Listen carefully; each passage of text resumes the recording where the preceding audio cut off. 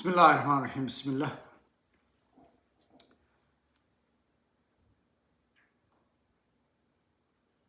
إلهي يا مهد وين له دمان ومدى جمهورية سومالي لان قدية دبد بميل كستاي شوغان وحليه السلام عليكم ورحمة الله وبركاته. سلام كبعدي وعروا هنا ندور كلمة دوت كاي راحضو دور الشدي نقصو عادن اللي وضع مع الموضوع كدميين وحن لا هنا كبري هنا نقطو دور الشحر وحلالة نبتقلينا أين هو قنعضو وورين وحن ربعين أنو محضنقو إلهي يان ويديني يا هم جمهورية الصومال لأن ويديني يا هذا يمد شخصي طهي يمد فاملي يمد قرنبا إنه محاكو هذا إلهي وعافمات يبشبش يبرواقو مد جمهورية الصومال لأن وكونوا لي كوارتان إلهي وحن ويديني يا دمانتين وحي خيرك كجرو تلكين ينبض يوناك doorashada taariikhiga inay guul iyo gobonnimo iyo maxaan ku dhahdaa nabad inuu ku dhamaato inta markaan kaga baxo mahadnaqa waan sii wadanayo ta ilaahay waxaan rabaa ugu horeyn inaan u mahadnaqo kaadiriinta xisbiga wadani ama taageerayaasha xisbiga wadani ee aanu ka wada shaqeynaynay xisbiga wadani arrimihiisa gaar ahaan qurba jooga waxaan rabaa inaan u mahadnaqo hablihii halyeeyada ahaa ee xisbiga wadani intii aan joogay aan la shaqeynayay heeganka ahaa waxaan rabaa inaan u mahadnaqo dhalinyaradii miiganayd ee hadhiya habeenna la shaqeynayay waxaan rabaa inaan u mahadnaqo odayaashii ama waayeelkii hadday odayaal yihiin iyo hadday islaami yihiin ee mustambeedka talada xisbiga wadani ahaa ورنتي مرول بنوها جي محن كنا ضاي وناك يشرفت يا ماموسك ميل كستاي شوغان دل كستاي شوغان دل كادون كنت بدون وعمري حسب قوة دني شوغو هذا يوروب يهي يهدون كندي يهي يهدي محن كنا أمريكا تايبا أنت كلنا عربي شيء أنا حرير يا أستراليا حرير يو يعني محن كنا ضاي تلفون بنقول حرير إني يو إيميلي نظام يدنا عسى marka waxaan uga mahadnaqayaa inta kaadiriinta inta madaxdii xisbiyada dalalka ama gudiyadii xisbiyada dalalka ee xisbiga wadani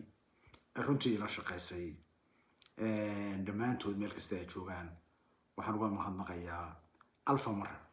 shaqadii hufneyd iyo dhaqaalihii laxaadka lahaa ee taariikhiga ahaa يعني محن كل هذا حسب وطني يسلب بريطانيا هذه يهبين كويان سيحنين هذا دقالة ورنتهاي يحديت هاي تاجر هذا حسبك ومركز تشوجا الدنيا دورن درفيه ده يعني لا هي محن فعيا مركو جورس وما حد نغيا عادي أنا نشيرية إن أنا وما حد نغيا صدق قيمة لهيد يقايا لهيد شرفت لهيد أي لا شقيين مدة يعني محن كل هذا يعني أنا هوشة ما هنقول هذا قلي قيب بدنه حوجه بدنه قرب تشوفينه أدلك ما أنت كسويه ينساو قاب قاتان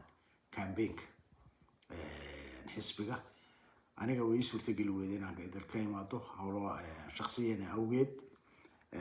لكن ما اللي تشوفه حاولين ولد بدي أيام كوضنا مركز الدولة دي أنا لشقيني أنا كهول قليني iyo dadkii umada jamhuuriyadda Soomaaliland meel kasta oo Soomaaliland ka soo jeeday xisbiga wadaniga aad ayaan maxaan ku dhahdaa ayaan ugu mahadnaqayaa ilaahayna waxaan leeyahay hadan barakeeyo idinkii caruurtiinaba Allah hadan barakeeyo ayaan leeyahay inta waxay raacaa waxaan jecelahay inaan u mahadnaqo run ahaantii aan u mahadnaqo أنت إسبدل دونك جمهورية الصومال يعني قضية دبت بجوجته وحنا نقول رسينية رجي كنتي salka u dhigay badbaadada qaranka jamhuuriyadda Somaliland iyo doorashooyinkan dhacaya way kow ka tahay madax dhaqameedka iyo salaadiinta ama cuqaasha ama salaadiinta beelaha bariga Burco Sool Sanaag iyo Saaxil ee Habar Jeclo iyo gudida guud ee Habar Jeclo waxaan leeyahay ilaahay hada barakeeyo Somaliland maanta waxay ku kala degan tahay waxa weeye waa taladiinii iyo dhaxalgalka ahayd oo maxaan ku dhahdaa maanta Somaliland runtii taariikhduna ay xusid doonto hawsha aad ka qaadateen iyo maxaan ku dhahdaa halkaas aad uga howlgasheen marka aad iyo aad baan uga mahadnaqayaa reeraha waxaan kale u mahadnaqayaa isbedel doonka meel kasta ay ka yimaadaan hadduu urur yahay iyo hadduu maxaan ku dhahdaa qof shakhsi yahay oo baaci mushtarka ragga ugu waaweyn ee ka hadlayo Ismaaciil uu ka mid yahay oo adarkiisana well remit ragga kale baaci mushtarka ee magaca leh runtii ama aaminsan isbedel in Somaliland isbedel doon ay tahay adduunka oo dhan ku kala nool wax garadka iyo aqoonyahanka Somaliland meel kasta adduunka maxaan ku dhahdaa ku kala nool maanta iyaguna aaminsan in isbedel doonku ay yahay danta ummadda jamhuuriyadda Somaliland iyo ayaan iyagana u mahadnaqayaa oo aan leeyahay xoogiina iyo xoolihiina iyo taladiinu intuba waa mid maxaan ku dhahdaa beelaha bariga Burco Habar Jeclo oo kale la mid ah aad iyo aad waan idinka mahadnaqayaa garowshiyaha aad qof kasta Somaliland jecel waa aaminsan yahay in Somaliland noqoto mid la wada leeyahay oo maxaan ku dhahdaa la dhiso waxaan kale u mahadnaqayaa madaxweyne ku-xigeenka jamhuuriyadda Somaliland saaxiibkay ilaahay cimrigiisa haraajiyay Cabdiraxmaan Maxamed Cabdilaahi Saydici oo maanta maxaan ku dhahdaa hadal taariikhi ah jeediyey ummadda jamhuuriyadda Somaliland oo sheegay inuu 7 sanadoodii maxaan ku dhahdaa muuse dalka hayay ay tahay 7 lagu hangoobay ummadda jamhuuriyadda Somaliland ugu baaqay inay dhisaan isbarna barbar taagaan si loo badbaadiyo qaranka jamhuuriyadda Somaliland Cabdiraxmaan Maxamed Cabdilaahi Cabdiraxmaan Ciro iyo xisbiga wadani intaa markaan kaga baxo waxaan anigu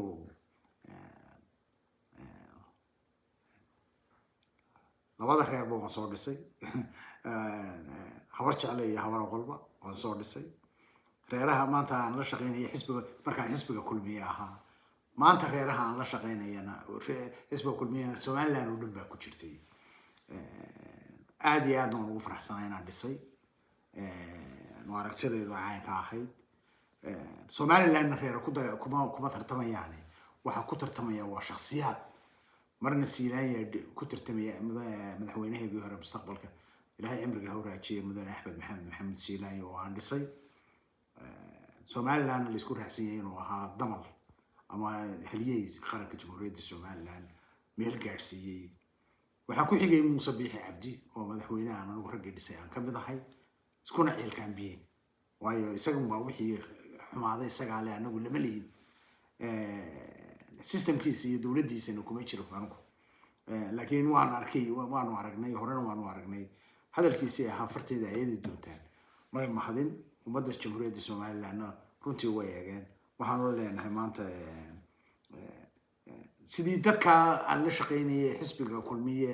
reer walba ugu jireen oo ay ahayn dad sharaf iyo qiimo leh ayay maantana xisbiga wadani ummadda jamhuuriyadda Somaliland oo dhan ugu jirtaa oo meel walba reer walba leh iyo deegaan walba leh iyaguna sharaf iyo qiimo u leeyihiin yaan looga bahla la isu gelin oo looga dhigin ummadda jamhuuriyadda Somaliland inay tahay reer tartamaya waxa tartamaya waa shakhsiyaad la leeyahay shakhkeebaa sanadkan ku wanaagsan shalayna waxaan uga aaminsanahay inuu Muuse yahay ka qaranka dhisi karaya maantana waxaan aaminsanahay inuu maxaan ku dhahay Cabdiraxmaan Cabdilaahi yahay ka maxaan ku dhahay qaranka dhisay ummadda jamhuuriyadda Somaliland ay labadaba ila qabaan markii horena ay saaq libeeda Muuse u dhiseen maantana waxaan qabaa inay saaq libeeda ay maxaan ku dhahay u dhisi doonaan Cabdiraxmaan Maxamed Cabdiraxmaan Ciro waxay raaca waxaad walaal ku dhisaysan Cabdiraxmaan ma aha jas Muuse bin bedelna Cabdiraxmaan bin dhisanaay waxaan ku dhisaynaa qof muwaadinka jamhuuriyadda Somaliland ee doonaya عدالة يسنان وحن له وانا دست عبد الرحمن محمد عبد الله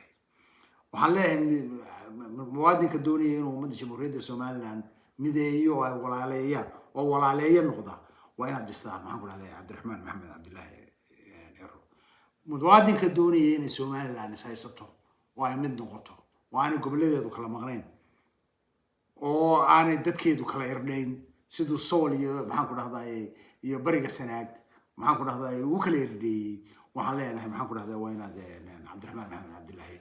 Cabdullaahi dhisto oo Soomaaliland oo dhan isu keenaya maxaan ku dhahdaa una maxaan ku dhahdaa xaq Suuriya oo cadaalad Suuriya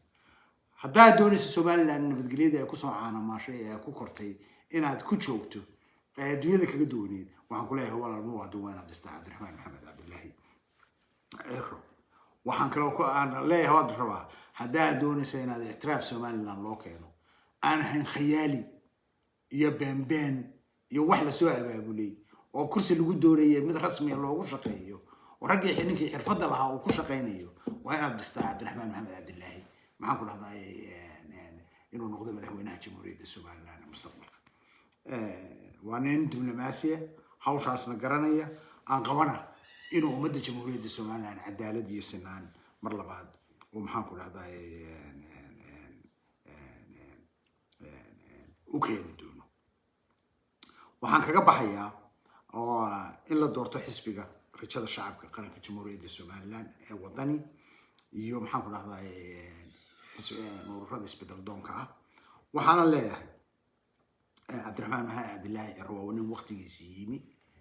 waqtigiisiina joogo ummadda jamhuuriyadda Somaliland ay aragto maxaan ku dhahdaa